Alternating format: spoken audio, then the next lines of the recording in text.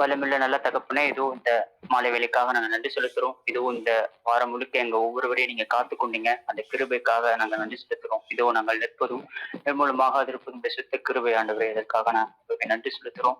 எங்க ஒவ்வொருவரோட தேவைகளையும் நீங்க சந்திச்சீங்க. எங்களோட போக்கில் வரதுலயும் எங்க துணையா இருந்தீங்க. நாங்க சோர்ந்து போகிற வேளையில நீங்க பலன் கொடுத்தீங்க. இந்த வார்த்தைகள் மூலமா எங்களை பலன் பெற செய்றீங்க. அதற்காக நன்றி செலுத்துறோம் ஆண்டவரே. இதோ இந்த கூடுகைக்காக நான் நன்றி செலுத்துறோம். இன்னும் பிரேயருக்கு வர தடைப்பட்டிருக்க ஒவ்வொருவரும் வந்து சேரும்படியாக உதவி செய்யுங்க. இதோ உங்களுடைய வார்த்தைகளை பெற்றுக்கொண்டு ஆவின் கனிகளை பெற்றுக்கொள்ளத்தக்கதாக நாங்கள் நடக்க ஆவிக்குரிய வாழ்க்கையில நாங்கள் நடக்கத்தக்கதாக எங்களுக்கு உதவி செய்யுங்க. இந்த வேலைக்காக நன்றி ஆண்டவரே. இதோ மெசேஜ் கொடுக்குற டேவிட் அண்ணாக்காக நன்றி செலுத்துறோம். இதோ அவர் மூலமா எங்களோட பேசுங்க. அவரோட ஊழியத்தை ஆசீர்வதிங்க. நீங்க கூட இருப்பதற்காக நன்றி செலுத்துறோம். எல்லாவற்றையும் ஜீவனுள்ள தேவன் இயேசுவின் நாமத்தில் ஜெபிக்கிறேன். ஜீவனுள்ள நல்ல பிதாவே. ஆமென். ஆமென் ஆமென். கர்த்தருடைய நாமம் மகிமைப்படுவதாக. வந்திருக்கிற உங்களுக்கு இயேசு கிறிஸ்துவின் இனிதான நாமத்தினாலே வாழ்த்துக்களை சொல்லிக் கொள்கிறேன். நம்ம தொடர்ச்சியாக கர்த்தருடைய வார்த்தையை தியானித்து கொண்டு இருக்கிறது எந்த அதிகாரத்தினா அப்போஸ்தலர்லேருந்து பார்த்துட்டு இருக்கோம். இன்றைக்கி நம்ம பார்க்க போகிற விஷயம்னா அப்போஸ்தலர் 14ஆம் அதிகாரத்தை குறித்து வாசிக்க போகிறோம், தியானிக்க போகிறோம். கர்த்தர் நமக்கு ஒரு பலனை கொடுப்பாராக. இந்த பாடல்களை நம்ம நல்லா பார்த்தீங்க அப்படின்னா நீங்கள் ஃப்ரீயாக இருக்கும்போது தியானித்து பாருங்கள். யார்கிட்ட நம்ம கஷ்டத்தை சொல்கிறோம், யார்கிட்ட நம்முடைய துக்கத்தை உதவுறோம், யார்கிட்ட நம்முடைய தேவைகளை நம்ம சொல்லணும்னு நினச்சி சார்ந்து போனோம்னா, மனுஷனை சார்ந்து போனோம்னா அது நமக்கு கஷ்டத்தையும் வேதனையும் நம்முடைய நிம்மதியும் மாற்றி போடும். ஒன்றை தெரிந்து கொள்ளுங்கள், கர்த்தர் செய்கிறது, கர்த்தர் அனுமதிக்கிறது, கர்த்தர் நம்முடைய காலத்தில் ஒரு விஷயத்தை செய்கிறார்னா அதற்கு ஒரு திட்டம் உண்டு, அதற்கு ஒரு நோக்கம் உண்டு. அதை நிறைவேற்றுவது அவர் சித்தம் என்பதை நாம் உண்மையும் உத்தமமாய் பற்றிக்கொள்ள வேண்டும். ஹல்லேலூயா. எனக்கு ஒரு சம்பவம் என்னுடைய வாழ்க்கையில் 2019 நடந்த காரியத்தை சில விஷயங்கள் உண்டு. என்னென்னு கேட்டிங்கன்னா, அந்த 2019 தொடக்கத்தில் நான் வேலை இல்லாமல் இந்தியாவில் வந்து உட்காந்துருந்தேன். ஸ்தோத்திரம். அப்போ நான் இப்போ இன்றைக்கி பேசிக்கிட்டு இருக்கும்போது என் மனைவியோடு நான் சொல்லிக்கிட்டு இருந்தது என்னென்னு கேட்டிங்கன்னா, கர்த்தர் ஒரு விஷயத்தை செய்கிறார் என்றால் அதற்கு ஒரு திட்டம் உண்டு. அந்த 1 ஆண்டுகள் தாய் தந்தைகளோடு கூட ஜீவிக்க முடியாத கர்த்தர் ஒரு சிலாக்கியத்தை கொடுத்தார். ஏன்னா அந்த காலகட்டம் உங்களுக்கு நல்லா தெரியும். 2019 அந்த பேண்டமிக்கில் எவ்வளோ பேர் இறந்து போனாங்க, உதவியற்றவர்களாக நிறைய பேர் பயத்தில் இறந்து போயிட்டாங்க. கர்த்தர் அதற்கு ஒரு காலத்தை அனுமதித்து நம்மளை வைத்திருந்தார் என்பதை நாம் இப்பொழுது உணர முடிகிறது. ஆனால் அந்த தருணம் நமக்கு எப்படி இருக்குன்னா, ஐயோ வேலை இல்லாமல் இருக்கிறேனே, என் மனைவிக்கு ஒரு கஷ்டம், வீட்டில் ஒரு போராட்டம், ஐயோ என் பையன் எப்படி வந்து உட்கார்ந்துருக்கான்னு எங்கள் அம்மாவுக்கு கவலைகள், எல்லாருக்கும் ஒரு வருத்தங்கள். ஆனால் கர்த்தர் அறிவார் அந்த காலத்தில் எதற்கு வைத்தார் என்பதை. அப்போ எங்களுக்கு கஷ்டமாக இருந்துச்சு, அப்போ எனக்கு ரொம்ப விதத்தரமாக இருந்துச்சு. ஆனால் இப்பொழுது தியானிக்கும் போது அன்றைய காலகட்டத்துக்காக கர்த்தர் அதை அனுமதித்தார். நம்முடைய தேவனுடைய திட்டமும் நம்முடைய தேவனுடைய தரிசனமும் நம் தேவன் நம்மை நடத்தி செல்கிற விஷயமும் முதல்ல கஷ்டமாக இருந்தாலும் ஆண்டுகள் செல்லும்போது அதை திரும்பி பார்க்கும்போது என் பரம தகப்பன் செய்த காரியம் எவ்வளவு சிலாக்கியமானது, அவருடைய திட்டம் எவ்வளவு வலிமையானது, அவருடைய பலன் எவ்வளவு சுகமானது, அவருடைய அனுக்கிரகம் எங்களை எப்படி நடத்தி வந்தது என்பதை நாம் அந்த காலகட்டத்தில் நம்ம உணர முடியும். இன்னைக்கு நம்ம எந்த காரியத்தை குறித்து தியானிக்க போகிறோம்னு கேட்டிங்க அப்படின்னா, ஆசாரியர்கள்னா யாருன்னு கேட்டிங்க அப்படின்னா, those who was preaching God's word, கர்த்தருடைய வார்த்தைகளை மக்களுக்கு எடுத்து சொல்கிறவர்கள் ஆசாரியர்கள். நம்ம இப்போ என்ன சொல்கிறோம்னா பாஸ்டர்ஸ் சொல்கிறோம். அதில் இன்னும் ஸ்பெஷலிஸ்ட்னா எவாஞ்சலிஸ்ட்னு சொல்கிறாங்க. அவங்க என்னென்னா கர்த்தருடைய வார்த்தைகளை அநேகருக்கு சொல்வது. அப்போ கர்த்தருடைய வார்த்தை நிறைய பேருக்கு தெரியாதா, கர்த்தர் எங்ககிட்ட பேச மாட்டாரான்னு கேட்டிங்க அப்படின்னா, பழைய ஏற்பாட்டின் காலகட்டத்தில் எப்படிப்பட்டிருந்ததுன்னா, கர்த்தருடைய வார்த்தையை சொல்லணும்னா ஆசாரியர்கள் மட்டும்தான் சொல்ல முடியும். அதுக்கு ஒரு ஸ்பெசிஃபிக் கேஸ்ட் இருந்தது. அந்த ஜாதியார்களை மட்டும் கர்த்தர் அங்கீகரித்திருந்தார். அவர்கள் மாத்திரம்தான் வேதத்தை கற்பார்கள், அவர்கள் மாத்திரம்தான் வேதத்தை மக்களுக்கு சொல்லுவார்கள். மக்களுக்கு வேதத்தை வாசிக்க தொடர்றது கூட ரைட்ஸ் கிடையாது. நிறைய ரூல்ஸ் அண்ட் ரெகுலேஷன்ஸ் இருந்தது. ஆனால் என்று இயேசு கிறிஸ்துவானவர் மரித்து உயிரோடு எழுந்து அவருடைய சொந்த இரத்தத்தினாலே நம்மளை விலைக்கிரயமாய் மீட்டு கொண்டாரோ, அப்பொழுது இந்த வசனமும் இந்த வார்த்தையும் எல்லாருக்கும் பொதுவாய் கொடுக்கப்பட்டுச்சு, எல்லாருக்கும் ஃப்ரீயாக இருந்துச்சு.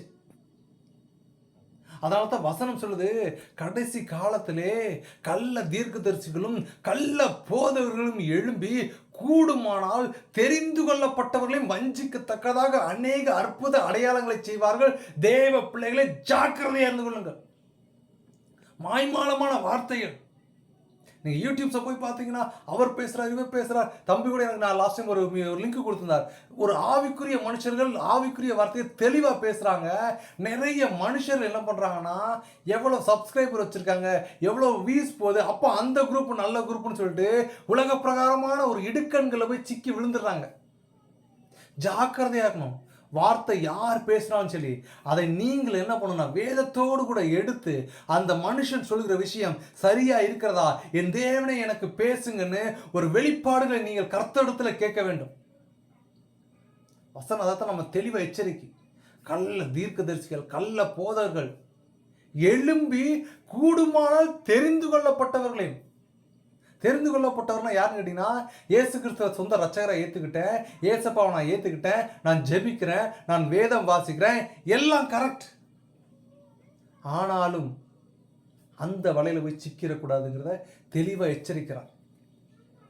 இந்த அப்போஸ்தலர் 14ஆம் அதிகாரத்தில் இந்த ஆசாரியர்கள் வேத வசனத்தை சொல்றவங்க எப்படி இருந்தாங்கன்னு கேட்டீங்கன்னா, ரொம்ப பாடுபட்டாங்க, ரொம்ப உபத்திரவப்பட்டாங்க. ஹல்லேலூயா. கர்த்தருடைய வார்த்தையை கேட்கிற விஷயத்துல அவர்கள் ரொம்பவும் கஷ்டப்பட்டு உபத்திரவப்பட்டாங்க. அப்போஸ்தலர் 15ஆம் அதிகாரம் 19ஆம் வசனத்தை வாசிக்கிறேன். பின்பு அந்தியோகியாவிலும் இக்கோனியாவிலும் இருந்து சில யூதர்கள் வந்து ஜனங்களுக்கு போதனை செய்து பவுலை கல்லறிந்து அவன் மரித்து போனான் என்று எண்ணி அவனை பட்டணத்துக்கு வெளியிலே இழுத்து கொண்டு போனார்கள். ஹல்லேலூயா. பவுலுடைய காரியம், பவுல் எப்படிப்பட்டவனாக இருந்தான் எல்லாம் கர்த்தருடைய வார்த்தையை கொண்டு நம்ம முன்னாடி ரொம்ப தெளிவாக பார்த்துருக்கிறோம். அது சின்ன விஷயத்தை சொல்கிறேன். பவுல் என்பவர் என்ன பண்ணார்னா, இவர் கெமாலியன். அப்போ எப்படின்னு கேட்டிங்கன்னா, இப்போ வந்து டாப் மோஸ்ட் சயின்டிஸ்ட்னு நீங்கள் செலக்ட் பண்ணீங்க.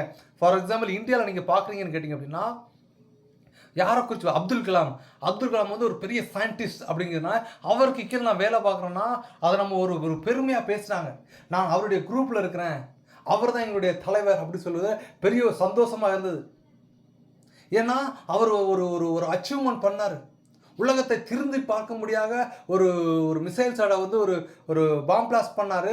அது நாசாவோட சேட்டலைட்டுக்கு தெரியாமல் பண்ணார். அப்படிங்கிற ஒரு பெரிய டார்கெட்டை வச்சு சக்ஸஸ் பண்ணார். அதே மாதிரி அந்த காலகட்டத்தில், இது உலக பிரகாரமான விஷயம், அந்த காலகட்டத்தில் கெமாலியல் அப்படிங்கிறவர் எப்படிப்பட்டவர்னா, வேதத்தை நன்கு அறிந்தவர்கள். அவர்கள் என்ன செய்வார்கள்னா, வேதத்தை படிக்கிறது, வாசிக்கிறது, ஜெபம் பண்ணுறது. அவர் வேதத்தை படிக்கிறது, வாசிக்கிறது, ஜெபம் பண்ணுறது, தியானம் பண்ணுறது, கர்த்தருடைய வார்த்தை என்ன சொல்லுகிறது என்பதை பழைய ஏற்பாட்டில் இருக்க அவ்வளவு விஷயங்களையும் ஃபிங்கர் டிப்பில் வச்சுருப்பாங்க. They have more IQ. அவர்களுக்கு அதிக ஞானம் இருந்திருக்கிறது.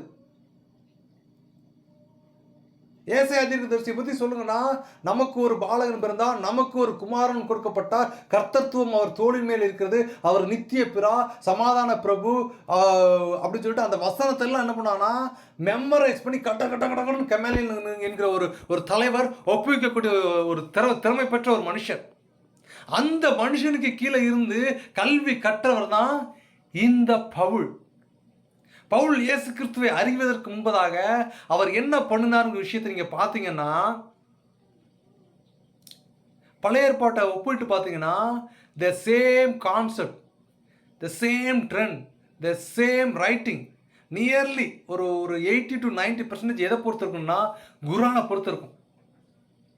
குரான் என்ன தெளிவான அவங்களுடைய கட்டளை என்னங்கன்னா, அல்லாவை அல்லாமல் வேறு தெய்வத்தை வணங்குகிற எவனும் கொல்லப்பட வேண்டும். அந்த கட்டளை தான் பழைய ஏற்பாட்டில் பைபிள்லையும் தெளிவாக சொல்லப்பட்டிருந்துச்சு. என்னன்னா, அவர்கள் அல்லாஹ் என்கிறார்கள், வேதம் நம்முடைய தமிழில் பிதாங்குது. இதை நீங்கள் அரபுகளை டிரான்ஸ்லேட் பண்ணி பார்த்தீங்கன்னா பிதாவும் அல்லாஹ் தான் சொல்லுவாங்க. There is the one and only God. So இந்த பிதாவை வணங்காத எவனும் கொல்லப்பட வேண்டும் என்கிற ஒரு கல்வி அவர்களுக்கு கொடுக்கப்பட்டது, இந்த கமலின் பாதத்தில் இருந்து கற்றுக்கொண்ட இந்த பவுலுக்கு. அதனால் வேதத்தை நன்கு அறிந்த இந்த பவுல் என்ன பண்ணுறாருன்னா, அல்லாவை தவிர இயேசு, அதாவது பிதாவை தவிர இயேசுவை தெய்வம் என்கிற கும்பிடுகிற எல்லாத்தையும் கொல்லணும் அப்படிங்கிற ஒரு கான்செப்ட்ல வராங்க. அப்பதான் பவுலை குறித்த ஒரு விஷயம் கிறிஸ்தவர்களை கலங்க செய்ததுன்னு வசனம் பண்ணுச்சு. ஏன்னா பவுல் என்ன பண்ணார்னா, இயேசு கிறிஸ்துவை பற்றி எவன் ஸ்பிரிச் பண்றானோ, இயேசு கர்த்தருடைய குமாரன், பிதா குமாரன் பரிசுத்த ஆவி இவர்கள் மூவரும் ஒருவரே என்கிற ஒரு விஷயத்தை யார் சொல்றானோ அவனை பிடிச்சு கொன்னு ஜெயில போட்டு மிதிக்கணும். அப்படி வெறி கொண்டு இருந்த ஒரு மனுஷன் பவுல்.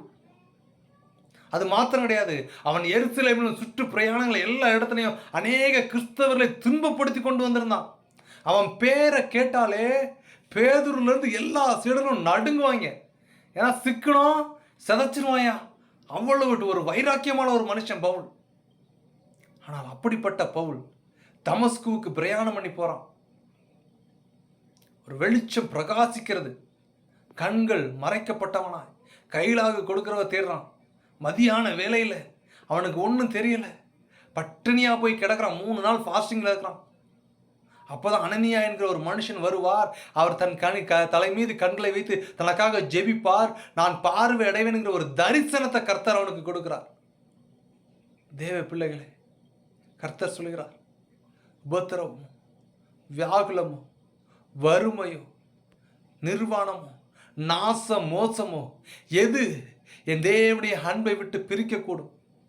யார் பிரிக்க முடியும் என் நேசரின் அன்பிலிருந்து? எதுதான் பிரிக்க முடியும் என் கர்த்தரின் அன்பிலிருந்து? எதுவும் அவருடைய அன்பிலிருந்து, அவரை பற்றி கொள்கிற விசுவாசத்திலிருந்து, உலகத்தின் பிரயாசத்தில் எதுவும் நம்மளை என்ன செய்யக்கூடாது, நாசப்படுத்திடக்கூடாது.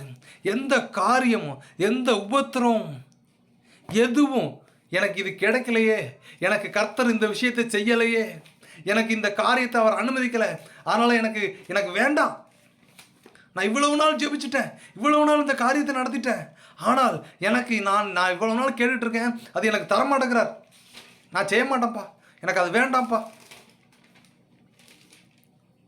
கொஞ்சம் யோசிச்சு பாருங்க.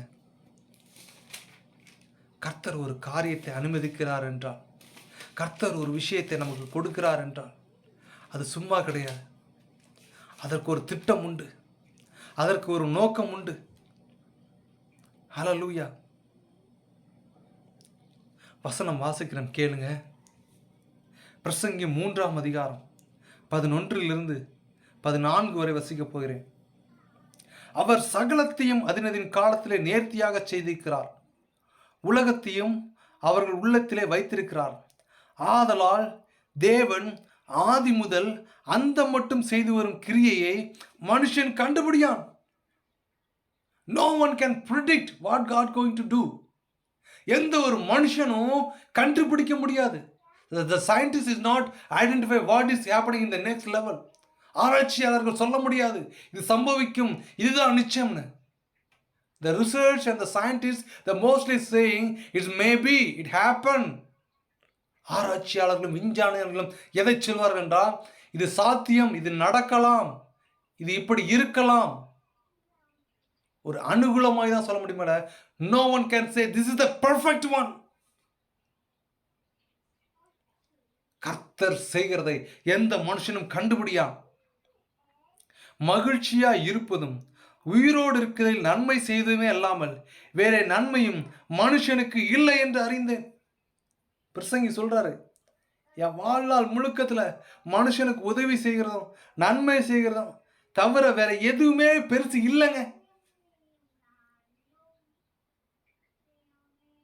அன்றியும் மனுஷர் யாவரும் புசித்து குடித்து தங்கள் சகல பிரயாசத்தின் பலனையும் அனுபவித்து தேவனுடைய அனுக்கிரகமும் தேவன் செய்வது எதுவோ அது என்றைக்கும் நிலைக்கும் என்று அறிவேன். அதனுடைய ஒன்றையும் கூட்டம் கூடாது, அதிலிருந்து ஒன்றும் குறைக்கவும் கூடாது. மனுஷர் தமது சமூகத்தில் பயந்திருக்கும்படி தேவன் இப்படி செய்து வருகிறார். நல்லா தெரிஞ்சுக்கங்க, கர்த்தர் நம்முடைய வாழ்க்கையில் ஒரு ஒரு ஒரு ஒரு விஷயத்தை செய்கிறார், ஒரு காரியத்தை அனுமதிக்கிறார்னா சும்மா கிடையாது. அவருக்கு பயப்படுகிற பயம், கர்த்தருக்கு பயப்படுகிற பயம், கர்த்தருக்கு பயப்படுகிற பயத்தை மாத்திரமே அவர் எதிர்பார்க்கிறார். இருதயத்தில் பரிசுத்தத்தை எதிர்பார்க்கிறார். இப்படிப்பட்டு அநேக மனுஷர்களை துன்பப்படுத்தி விரட்டி கொண்டிருந்த பவுல் கண் தெரியாதவனாய் அதுக்கப்புறம் ஜெபித்து கண்கள் காணப்பட்ட பொழுது அவன் ஒன்றை நிர்ணயித்துக் கொண்டான். எவ்வளவு பெரிய அற்புதத்தையும் இவ்வளவு பெரிய அதிசயத்தையும் இவர் நடத்தக்கூடுமானார். ஹல்லேலூயா. அன்றைய காலகட்டத்தில் ஜெபிச்சிருப்பாங்க, இந்த பவுல் ரொம்ப கஷ்டப்படுத்துறான்ப்பா, ஏதாவது அவனை செய்யுங்கப்பான்னு சொல்லும்போது அதுல நிறைய பேருக்கு கர்த்தர் சொன்னான், அவன் எனக்காய் பாடுபடும்படியாக அவனை நான் முன்குறித்து இருக்கிறேன். கர்த்தரை துன்பப்பட்டு விரட்டி விரட்டி ஓடினவன் தான். கடைசியில் என்ன சம்பவிச்சது தெரியுமா? கர்த்தருக்காக ஜீவனை குடிக்க துணிந்தான். வசனத்தை இப்படி தெளிவா எழுதுறார். கிறிஸ்து எனக்கு ஜீவன், சாவு எனக்கு ஆதாயம். எவ்வளவு பெரிய வார்த்தை பாருங்க. No one can say these words. எந்த ஒரு மனுஷனும் சொல்ல முடியாது. கிறிஸ்து எனக்கு ஜீவன், சாவு எனக்கு ஆதாயம். That is the profit. நான் செத்தோம்னா அது எனக்கு நன்மை அப்படி சொல்றாரு. ஆனால் ஒன்று நிச்சயம், எதற்காக இந்த ஜீவனோடு கூட இருக்கிறேன்னு கேட்டீங்கன்னா, உங்களில் சிலரை நான் ஆவிக்குள்ள நடத்தணும், உங்களில் சிலரை பரிசுத்தத்துக்கு நேராக நடத்தணும், உங்களில் அநேகரை நான் பரலோகத்திற்கு கொண்டு போகும்படியாக கர்த்தர் இந்த ஜீவனை எனக்கு கொடுத்திருக்கிறாருங்கிறார். அப்படிப்பட்ட மனுஷன் அதற்கப்புறம் துன்பப்படுத்த ஓடின ஒரு மனுஷனை கர்த்தர் தெரிந்தெடுத்து கொண்டு அவனை ஆசாரியனாய் அங்கீகரித்து, அப்போஸ்தலர் வேதத்தில் முக்கியமான பகுதிகள், அநேக வார்த்தைகளை, அநேக பகுதிகளை எழுதின ஒரு மனுஷன் இந்த பவுல். இந்த அப்போஸ்தலர் புஸ்தகத்தை நீங்கள் படித்து பார்த்தீங்கன்னா அதில் அநேக வார்த்தைகள் நம்ம தொடும்படியாக இருக்கும்.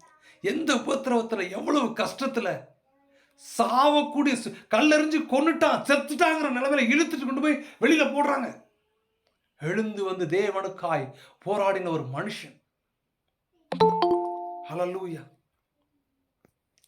உபத்திரவம், கஷ்டம் எல்லாம் இழந்து போயிட்டேன், ஆனாலும் கர்த்தருக்காய் ஓடும்படியாக, கர்த்தருக்காய் இருக்கும்படியாக ஒரு வைராக்கியமாக இருந்த ஒரு மனுஷன் பவுல்.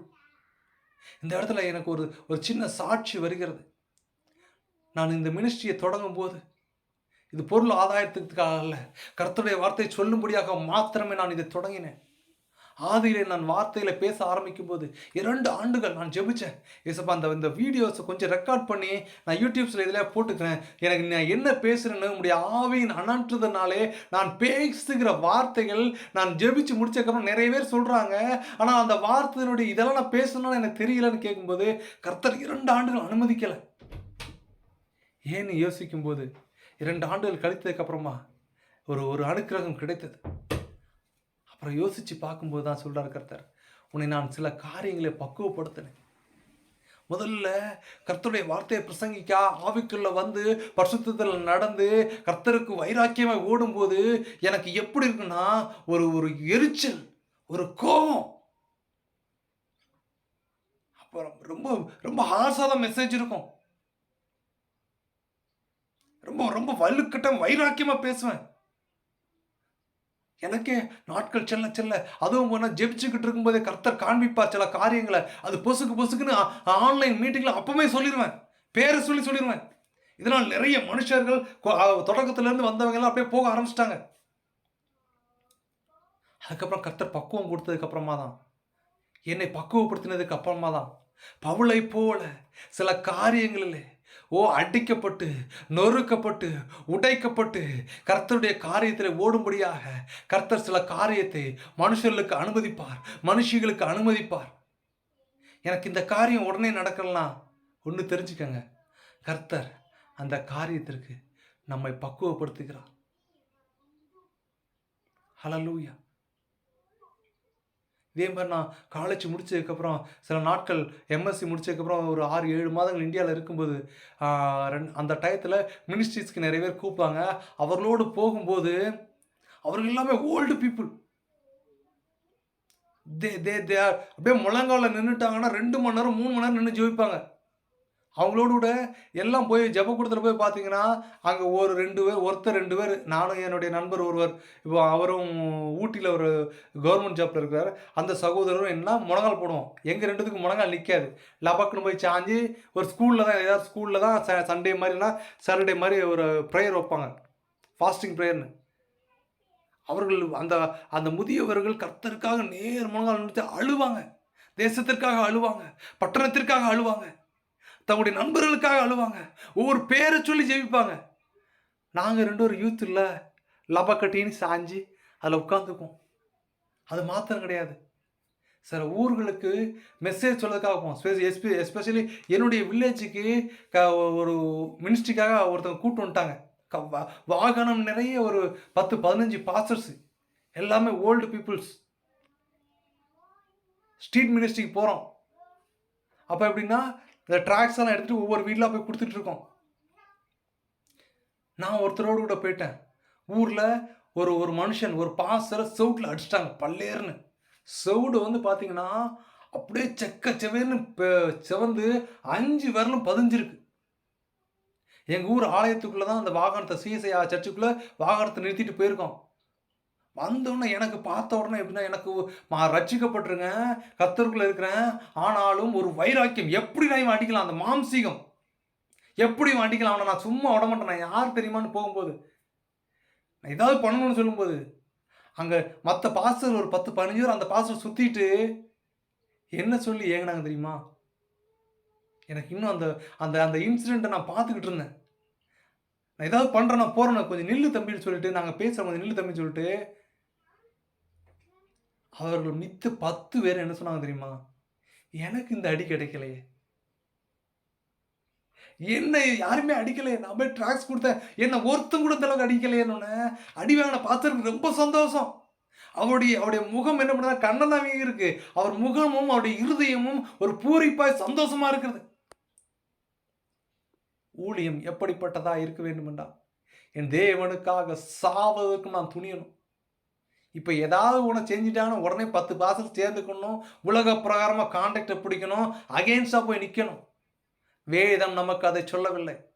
உன் முழங்கால்களை முடக்கு, உன் கண்களை பரத்திற்கு நேராக ஏறெடு, பாரத்தில் இருந்து ஜெயம் வரும், பரன் என்னை காக்க வல்லோ, காக்கும் வல்ல தேவன் உண்டெனக்கு, காக்கும் வல்ல மீட்பர் உண்டெனக்கு, காத்திடுவார் என்றுமே, நம்மை காத்திடுவார் என்றுமே. ஐயம் இருந்ததோ காலத்தில் ஆவி குறைவதால், மீட்பருதீர இரத்தத்தால் சத்துருவை வென்றேன். ஹல்லேலூயா, ஹல்லேலூயா, ஸ்தோத்திரம். ஓ ஆவியானவரே, ஓ உம்மை துதிக்கிறோம் தகப்பனே. பவுல் மரித்து போனார் என்று அந்த அந்தியோகியா பட்டணத்திலே இருந்து வெளியே இழுத்து கொண்டு வந்து போட்டார்கள். எதற்காக இந்த போராட்டம் அவனுக்கு? ஏன்னா சம்பவம் தெளிவாய் சொல்லுகிறது, இன்றைக்கு மனுஷர்களுக்குள்ள கர்த்தருக்கு பிடிக்காத மிகவும் அருவருக்கத்தக்க ஒரு விஷயம் என்னன்னு கேட்டீங்கன்னா, நம்மள அநேகர் சொல்றோம், இது நினைக்கிறது என்னன்னா, விபச்சார பாவம், அந்த பாவம், இந்த பாவம். கர்த்தர் ரொம்ப மிகவும் வெறுக்கக்கூடிய விஷயம்னா பெருமை. பெருமை உள்ளவனுக்கு தேவன் எதிர்த்து நிற்கிறார். தாழ்மை இல்லவனுக்கோ கர்த்தர் கிருபை அளிக்கிறார். தன்னை தாழ்த்துகிறவன் உயர்த்தப்படுகிறவன், உயர்த்துகிறவன் எவனும் தாழ்த்தப்படுவான் வேதம் சொல்லுகிறது. என்னைக்கு முழங்கால போட்டு கர்த்தர்ட்ட, தகப்பனே பரத்திற்கு விரோதமாகும், உமக்கு விரோதமாகும் நான் பாவம் செய்தேன் என்று அந்த கெட்ட குமாரன் என்று சொல்லப்பட்ட ஒருவன் போகும்போது பரத்தை நோக்கி ஜெபிக்க ஆரம்பிச்சான். அள்ளி அரவணைத்தான். ஹல்லேலூயா, ஸ்தோத்திரம். ஓ ஆவியானவரே, பவுலை போல ஒரு ஸ்லாக்கியத்திலே ஓ உமக்காய் ஓடத்தக்கதாக, ஓ உமக்காய் உண்மையும் முத்தமாய் ஜீவிக்கத்தக்கதாக, ஓ இந்த உலகத்தின் கரை திரை அற்றவர்களாய் பரிசுத்தமாய் வாழத்தக்கதாக தேவனே பயன்படுத்துங்க தகப்பனே. ரீகானா சந்த ரீபா பாபா பாபா. ஓ ஹல்லேலூயா, ஹல்லேலூயா, ஹல்லேலூயா. ஓ ஆவியானவரே உம்மை துதிக்கிறோம் தகப்பனே. ஆவியானவரே உமக்கு நன்றி செலுத்துகிறோம் தகப்பனே. ஹalleluya ஹalleluya ஹalleluya ஹalleluya ஹalleluya ஹalleluya ஹalleluya. ஆவியானவர் சொல்லுகிறார், ஓ சுற்றிலும் ஓ காரியம் ஓ வியாகுலமாய் இருக்கிறது, ஓ காரியம் எங்களுக்கு சமீபமாய் வரவில்லை, ஓ நாங்கள் இந்த வழியிலே சென்று ஓ காரியத்தை முடிக்க நாங்கள் முயற்சிக்கும் போது ஓ காரியம் நிறைவேறி வருகிற வேளையிலே இதோ புதிய வகையான பிரச்சனைகள் எழும்பி வருகிறது. ஓ சத்துருவானவன் ஓ விரியன் பாம்பை போல புதிய புதிய கண்ணிகளை வைத்துக்கொண்டு ஓ வாழ்க்கையின் நேரகட்டத்திலே நாங்கள் செல்கிற வழிகளிலே ஓ எங்களுக்கு சமாதானம் அற்ற விதமாய் ஓ ஹalleluya ஓ வாழ்க்கையிலே நாங்கள் கொஞ்சம் பொருளாதார ரீதியிலும் ஓ உலகத்தின் சமாதானத்திலும் கொஞ்சம் உயர்ந்து வருகிறது போல் இருக்கிறது. அது உடனடியாக இடிந்து விழப்பட்டதாய் ஓ ஹalleluya ஆவியானவர் சொல்லுகிறார், வந்திருக்கிற ஒருவர்களுக்கு அது இடிந்து விழப்பட்டதாய் ஓ ஸ்தோத்திரம் ஓ ஹalleluya ஓ ஹalleluya சமாதானத்தோடு கூட நாங்கள் ஓ எங்கள் வாழ்க்கை சென்று கொண்டிருக்கிறது. திடீரென்று ஓ சமாதான குலைச்சல்கள் ஏற்பட்டு ஓ ஒரு நிர்கதியாய் விடப்பட்டவளாய் ஒரு பாரம் நிறைந்தவளாய் ஓ வந்திருக்கிறவர் ஓ உங்களை குறித்து கர்த்தர் சொல்லுகிறார், ஓ சோர்ந்து போகாதே, விசுவாசம் உள்ளவளாய் இரு. ஓ ஹalleluya பவுலை கல்லெறிந்து செத்து போனான் என்று வெளியிலே தூக்கி போட்டார்கள், இதோ அவன் உயிர் பெற்றவனாய் எழும்பி வந்து கர்த்தருக்கு உண்மை முத்தமாய் செயல்பட்டது போல இதோ ஒரு தேவ காரம் ஓ ரீகானா சந்த ரீபா பாபா பாபா ஓர் வல்லமை இறங்குகிறது. ஓ தேவ சமாதானம் குடும்பத்தின் மீது பிரகாசிக்க போகிறது. ஓர் வெளிச்சம் உங்களுக்காய் உதித்தாகிவிட்டது. பெற்றுக்கொள்ளுங்கள் பெற்றுக்கொள்ளுங்கள் பெற்றுக்கொள்ளுங்கள். ஓ ஹalleluya முந்தின காரியத்திலும் பிந்தின காரியம் அற்புதமாய் நடக்கும் அற்புதமாய் நடக்கும். ஓ இருளின் காரியங்கள் நீங்கி போகிறது. சமாதானத்தோடு கூட ஓ நீங்கள் நித்திரையிலே ஓ தூங்க போகிற காலங்கள் வந்து கொண்டிருக்கிறது. ஓ ஹalleluya ஹalleluya சிந்தித்து சிந்தித்து ஓ சோர்வுகளை தாங்குகிற வேளையிலே இதோ கர்த்தர் சொல்லுகிறார், உன் சிந்தனையின் காரியத்தை நான் சுத்திகரித்து புதிய காரியத்தை நடத்த போகிறேன். பெற்றுக்கொள் பெற்றுக்கொள் பெற்றுக்கொள். ஹalleluya ஹalleluya ஸ்தோத்திரம் ஸ்தோத்திரம். நன்றி தகப்பனே நன்றி தகப்பனே. ஹalleluya. மரித்து போனான் என்று வெளியில தூக்கி போட்டவன் உயிரோடு வந்து பவுல் திரும்ப அதே பட்டணத்தில் அவர்களுக்காய் ஓ ஸ்தோத்திரம் உண்மையும் முத்தமாய் ஊழியம் செய்தான்.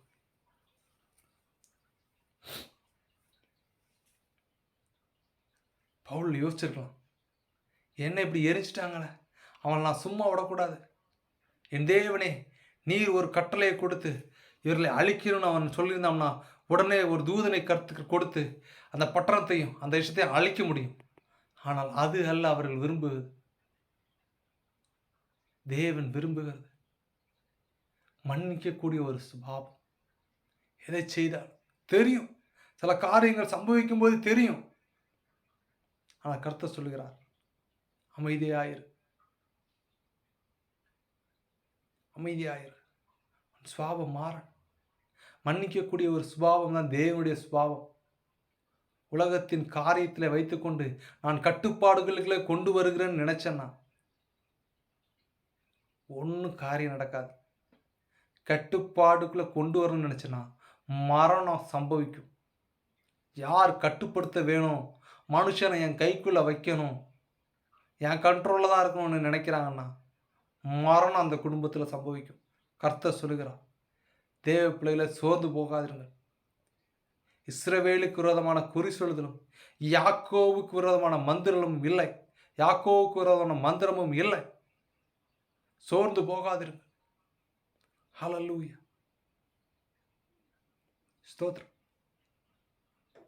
ஆசாரியனுடைய வார்த்தை, ஆசாரியனுடைய உதடுகள், ஆசாரியன் கர்த்தருடைய தூதன் தேவனுடைய வார்த்தைகளுடைய வாயிலே தேடுவார்கள் வசனம் சொல்லுது. ஜாக்கிரதையா இருந்து கொள்ளணும் தேவ பிள்ளைகளே. கர்த்தர் என்று நம்ம இடத்துல கேட்கறது, காணிக்கையை கொடுக்கணும், அதை செய்யணும், இதை செய்யணும், அப்படி பண்ணணும், இப்படி பண்ணணும். நீங்க என்ன பண்ணாலும் பரலோகத்துக்கு போனா கர்த்தர் விரும்புகிறதை செய்தால் மாத்திரம்தான் பரலோகத்துக்கு போக முடியும். இதெல்லாம் நான் செஞ்சுட்டேன், தசமபாகம் கொடுத்துட்டேன், சர்ச்சுக்கு வந்து ஆஃபரிங் பண்ணிட்டேன், ரெகுலராக சர்ச்சுக்கு போகிறேன், அதனால தான் கர்த்தர் இயேசுவானவர் ஒரு ஊமையில் நம்ம தெளிவாக சொல்லிட்டு போகிறார். 2 மனுஷர்கள் ஜெபிக்கும்படியாக தேவாலயத்திற்கு போகிறார்கள். ஒருவன் பரிசேயன், இன்னொரு வந்து ஆயக்காரன். அவன் ஆயக்காரனா பாவி. பரிசேயன் உள்ளே போய் ஆலயத்துக்குள்ள போயிட்டு கர்த்தரை எப்படியாக ஜெபிச்சாராம். நான் வாரத்தில் 2 நாள் ஃபாஸ்டிங் இருக்கிறேன். இந்த வெளியில் ஒரு ஆயக்காரன் இருக்கான பாவி, அவனை மாதிரிலாம் கிடையாது. நான் பரிசுத்தமாக இருக்கிறேன். நான் தசமபாவத்தை கரெக்டாக கொடுத்துருந்தேன். நீ நியாயப்பிரமாணத்தில் என்னெல்லாம் செய்கிறோ எல்லாத்தையும் கரெக்டாக ஃபாலோ பண்ணிட்டேன். அதனால் நீர் என்னை ஆசீர்வதிக்கணும். He is giving command to the God. அவன் கர்த்தருக்கு கட்டளையை கொடுக்குறான். ஆனால் வெளியில் இருந்த அந்த ஆயக்காரன் என்ன பண்ணான்? அவனுடைய ஜெபம் எப்படிப்பட்டா இருந்ததுன்னு இயேசு கிறிஸ்து சொல்கிறார்னா, அவன் தன் இருதயத்தை கிழித்து தன் பாவத்தை உணர்ந்து எல்லாத்தையும் விட்டுட்டு, நான் உண்மை போல ஆகணும்ப்பா, நீர் என்னை பார்க்கறது கூட நான் தகுதி கிடையாது, நீர் என்னை காண்பதற்கும் நான் தகுதியற்றான் அப்படி சொல்லும்போது இயேசு கிறிஸ்துவான இந்த உவமையை சொல்லிட்டு சொல்றாரு. இந்த 2 விதத்துல கர்த்தர் பாவியினுடைய ஜெபத்தை அங்கீகரித்தார்.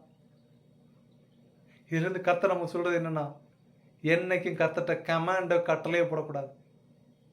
செய்கிற ஒரே விஷயம், உந்தன் சித்தம் போல் உந்தன் சித்தம் போல் நடத்தும் கர்த்தாவே நீர் முற்றும் என்னை, எந்தன் சித்தம் போலே வேண்டாம் என் பிதாவே என் இயேசுவே, இடுக்கமே என் அப்பமுமாய் கண்ணீரே என் தண்ணீருமாய். நம்ம ஜெபிக்கக்கூடிய விஷயம், உந்தன் சித்தம் போல நடத்துங்க தகப்பனே. நானும் நிறைய பிளானை போட்டு பார்த்துட்டேன். நிறைய விஷயத்தை அப்படி செய்யலாம் என்னுடைய சித்திங்களை பிளான் பண்ணுறேன்.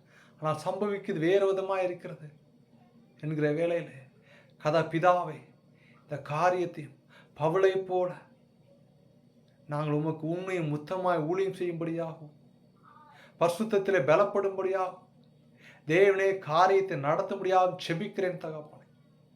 சகல துதியும் கனமும் மகிமையும் உமக்கே ஏறெடுக்கிறேன். சத்துருவின் கிரியைகள் அழிந்து போகட்டும், பிசாசின் வஞ்சனைகள் விடுதலையாகட்டும். ஹல்லேலூயா, ஹல்லேலூயா, ஹல்லேலூயா. மரித்து உயிர்த்தீரையா, மரணத்தை ஜெயித்தீரையா, மறுபடி வருவீரையா, ஒரு மாற்றம் தருவீரையா. இதோ காலம் கடைசியா இருக்கிறது. அநேக இயேசு கிறிஸ்துவை ஏற்றுக்கொண்டவர்கள், அநேகருடைய பரிசுத்தவான்களுடைய ரத்தம் சிந்தப்படுகிற காலமாய் இருக்க போகிறது. ஹல்லேலூயா.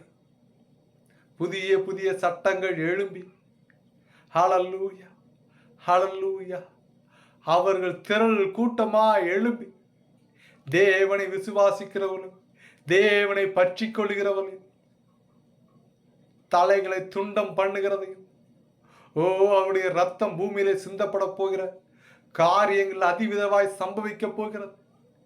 ஆவியானவர் சொல்லுகிறார், இந்த காலத்திலே மௌனமாய் இருந்தால் ரட்சிப்பு வேறு வழிவாய் வரும் என்று மொர்தெகாய் எஸ்தருக்கு சொன்னது போல கர்த்தர் சொல்லுகிறார். முழங்கால்களை முடக்கி தேசத்திற்காக ஜெபித்துக் கொள்ளுங்கள்.